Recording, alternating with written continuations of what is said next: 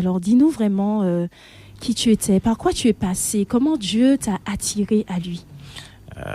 Bonsoir mes chers auditeurs et auditrices. Alors j'ai grandi dans une famille chrétienne, donc, donc j'étais bercé tout petit par la musique, par mes parents qui chantaient déjà de la musique, qui louaient Dieu, qui étaient chantres. Donc j'ai grandi très très très petit dedans. Et après le divorce de mes parents, j'ai eu une période très difficile où c'était le grand vide, où j'étais un peu voué à moi-même, parce que j'ai commencé à travailler très tôt aussi. J'avais l'âge de 11 ans quand j'ai commencé à travailler pour aider ma mère. Et ça a été une période très difficile. Et c'est la musique qui chantait pour Dieu qui m'a permis de garder la tête hors de l'eau. Mhm. Et vivre toutes ces choses-là en tant que chrétien, c'est très dur, c'est compliqué. J'ai accepté Christ dans ma vie à l'âge de 11 ans également. Avant ça, j'avais déjà entendu parler de Jésus, du Saint-Esprit. J'étais déjà vite attiré par le Saint-Esprit, par Jésus, avant même d'accepter Christ dans ma vie, par le témoignage de mes parents, par le témoignage de ma grand-mère et des tantes. Donc c'est un entourage qui avait déjà quand même une vie spirituelle. Et je bénis Dieu parce qu'on a été bénis dedans très petit. Très petit. Voilà. Et par la suite, ça a été, on va dire, crescendo, on va dire, une montée vers la relation, l'intimité, rechercher qui est Christ. Donc ça, moi je me suis posé beaucoup de questions, manifester ça, les dons de l'esprit se manifestaient déjà à cette époque-là.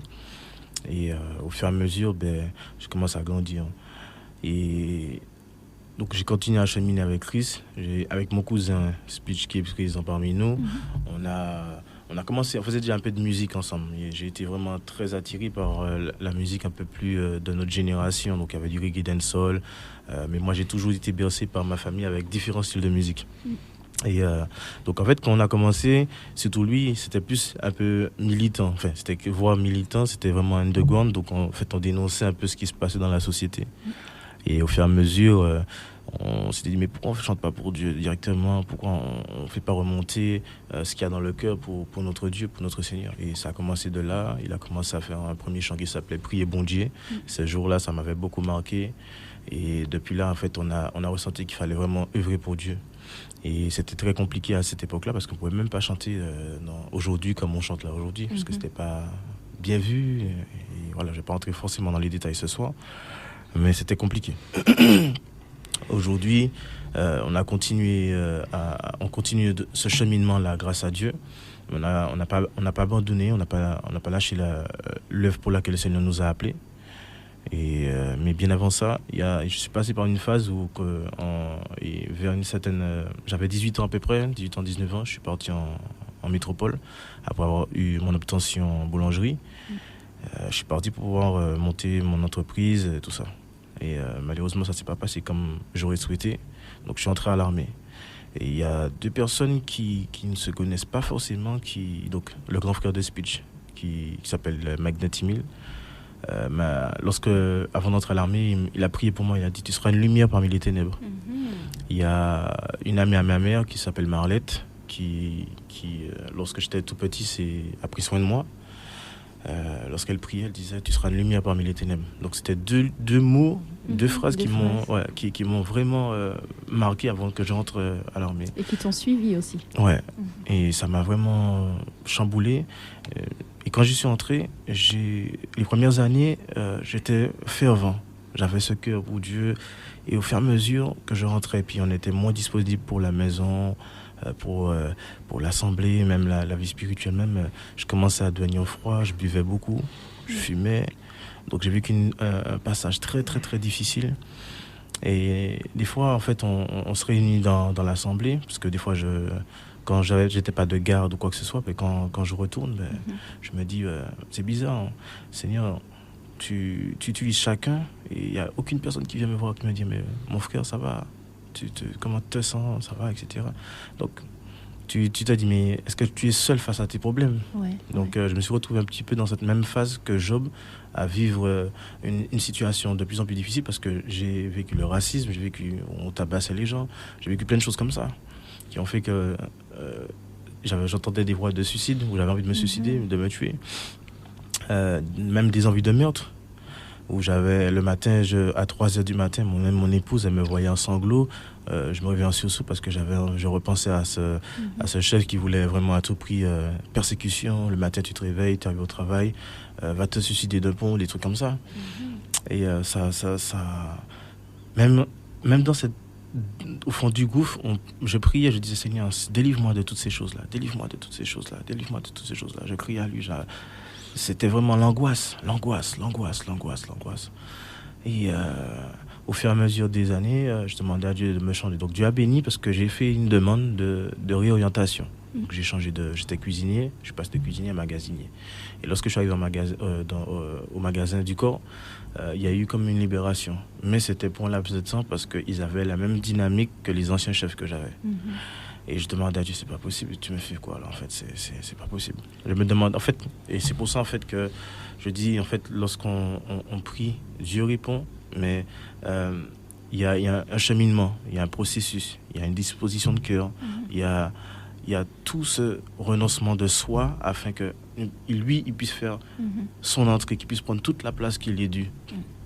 Donc, j'ai crié à Dieu de tout mon cœur et ça s'est fait quelques mois avant la fin de mon contrat en 2021, où le Seigneur a ouvert la voie pour moi, là où je pensais que j'allais me retrouver dans le trou, puni, etc., parce qu'il voulait vraiment me saquer jusqu'au bout.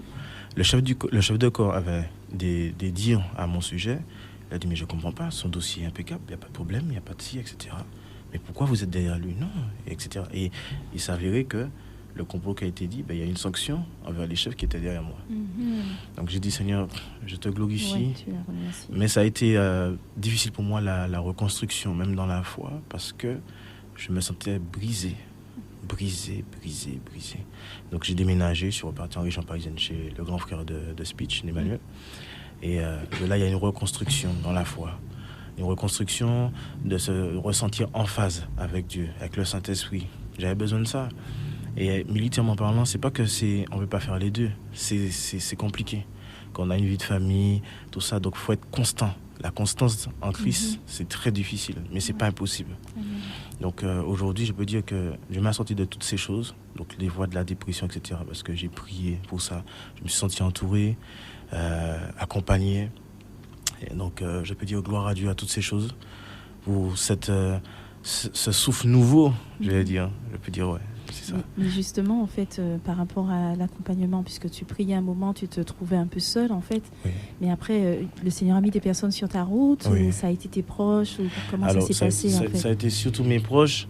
Je ne vais pas dire les personnes de l'Assemblée, parce que par moments, des fois, ils ne sont pas forcément réceptifs. C'est-à-dire que, ni à l'écoute. Oui, ni à l'écoute, parce que certaines choses ne sont pas forcément liées qu'à l'Église, en fait. C'est-à-dire que ce que tu vis dans le fait accompli à l'extérieur, c'est pas forcément même le pasteur qui va te donner les cartes, tu vas lui partager, il va te dire prie, mais le fait que c'est toi qui vis ton épreuve. Et aujourd'hui, je peux dire que maintenant, face à du moins pour l'instant, depuis que je suis revenu en Martinique définitivement, j'embrasse l'épreuve différemment.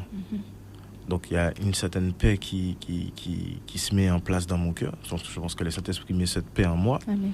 Et de me dire, Seigneur, si tu permets ça, c'est parce qu'il y a une œuvre plus grande qui est derrière. Amen, voilà. Amen. Alors qu'avant, je n'avais pas ce regard-là. J'ai dit, Seigneur, il faut que ça arrive, voilà. Tu vois. Ouais. Tu étais plus dans la plainte et tout. Dans la plainte et puis dans dire, mais Seigneur, pourquoi, en fait? Voilà, c'est ça. Ouais. Donc, et souvent, j'avais cette question, cet esprit, où tu es? Parce que quand j'étais en Martinique avant 2015, parce que je suis parti en métropole en 2015, avant, j'avais cette relation avec cet esprit, avec Dieu, où j'entendais sa voix audiblement. Il y avait comme Abraham, c'est-à-dire, tu parles, même si tu restes dans sa présence jusqu'à temps que tu as une percée. Ouais. Et c'est ça qui est beau. Excellent. Et le Saint-Esprit m'a fait comprendre que quand je suis arrivé en France, ce ne sera pas comme ça forcément tout le temps. Mais je bénis Dieu parce que c'est un Dieu de surprise. il ne fait jamais comme toujours de la même manière. Donc voilà, si je devais dire quelque chose par rapport à tout ça, c'est ne regarde pas aux circonstances, mais et les regards fixés sur Christ. Et dans Jean 16, Jésus dit aux disciples, il est préférable que je m'en aille afin que je vous envoie le Saint-Esprit qui vous convaincra de péché, de justice et de jugement. Et vous avertira des choses à venir. Amen. C'est là en fait que tu prends conscience que il est important d'être avec le Saint-Esprit. Amen. Et je crois aussi qu'en fait, comme tu l'as dit, le fait d'entretenir cette relation, le fait vraiment de rechercher Dieu en fait, en toutes circonstances, parce que tu as toujours crié à lui en quelque part, même, je pense que même le silence de ton cœur en fait criait Dieu à un moment, et il a entendu simplement ton appel, quoi.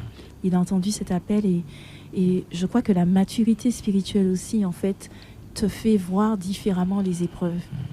Parce qu'effectivement, on aurait pu rester dans une situation où finalement on refuse de comprendre ce qu'il y a derrière l'épreuve. Et là, au jour d'aujourd'hui, le Seigneur permet d'appréhender différemment, et surtout, en fait, après, il donne toujours les stratégies, il donne toujours, en fait, les armes qu'il faut pour pouvoir avancer, pour pouvoir traverser la vallée, en fait.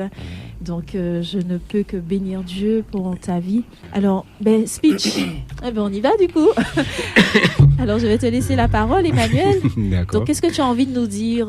Tu as envie de partager avec nous un petit témoignage, ne serait-ce qu'une anecdote avec ton cousin D'accord. Donc, au tout début, j'étais vraiment pas sur Dieu. C'est avec ce cousin preaching que j'ai commencé à découvrir qui était Dieu. Amen. Parce qu'en fait, je dormais souvent chez lui. Et en fait, comme il disait, il est né dans une famille chrétienne. Donc, ils avaient déjà une discipline de prière, d'études en famille, etc. Qui fait que j'étais soumis à tout ça. Donc, je le faisais avec eux. Donc, je découvrais des choses que je n'avais pas l'habitude chez moi. Est-ce que tu avais le cœur? Que tu avais le cœur pour Dieu? Alors là, vraiment, non. Au début, non. Bon, je le faisais. Bon, voilà, c'était mon cousin. Bon, on était en famille. C'était agréable. Je ne dis pas que c'était pas agréable, c'était agréable. Et bon, du coup, comme il disait, on faisait de la musique. Et puis, il s'est dit, bon, pourquoi on va pas faire ça pour Dieu?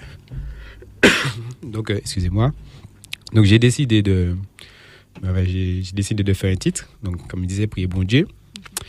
Et il se rassemblait à Vie Nouvelle, c'est ça? Oui, à Vie Nouvelle.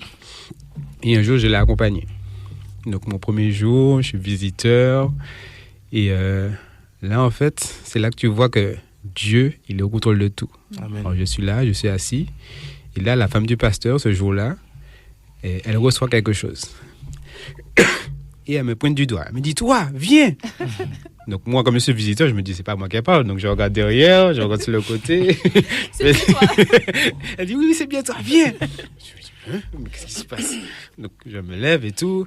Et puis elle commence à dire, oui, toi, tu vas chanter pour l'Éternel, etc. Je me dis, mais c'est quoi cette... Je comprends pas. Pourtant, ce que je chante, ça n'a rien à voir. Bon, mis à part le son prier bon Dieu. Et voilà, quoi. Et du coup, en fait, ça m'a marqué. Ça m'a vraiment marqué. Et là, en fait, c'est vraiment une confirmation. Parce que je savais, oui, que, je devais chanter pour Dieu. Donc, ce que j'ai fait, mais je l'ai fait mal au début.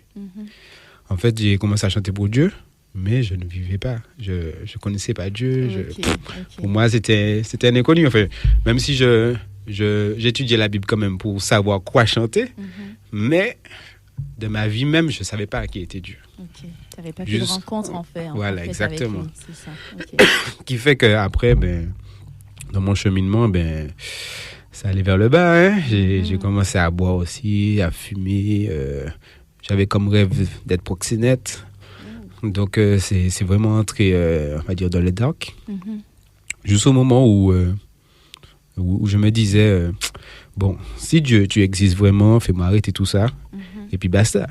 Mais, tu sais, en mode, de toute façon, je sais que tu vas rien faire. Mais ça, c'est un truc, je crois que Dieu, c'est ce qui kiffe. Il aime les défis. Il aime vraiment les défis. Parce qu'une semaine après, il m'a plongé dans une folie où j'ai fumé, j'ai bu comme jamais j'aurais fait. Et je suis tombé dans une syncope. J'ai fait une syncope. Et du coup, pendant ma syncope, pendant ce trou noir, je me suis rappelé de ce que j'ai dit à Dieu. Et là, j'ai commencé à avoir du dégoût sur tout ce que j'ai fait, du dégoût. Et qui fait que aujourd'hui, je me suis réveillé, je me suis réveillé à l'infirmerie, alors que, je ne sais même pas comment je suis arrivé là. Et le lendemain, j'étais une autre personne. Je veux dire que les gens qui étaient avec moi, qui fumaient, je disais non, je ne vais pas, non. Donc personne ne comprenait, mais qu'est-ce qui se passe? Ce changement radical. Que je ne comprends pas. Ouais. Et tellement qu'il y en a qui m'ont agressé, entre guillemets, que ceux qui avaient l'habitude de boire avec moi, ils jetaient de l'alcool sur moi, que j'étais trempé d'alcool, etc. Mais tranquille, aucune haine, rien du tout. C'était vraiment c'était un changement total.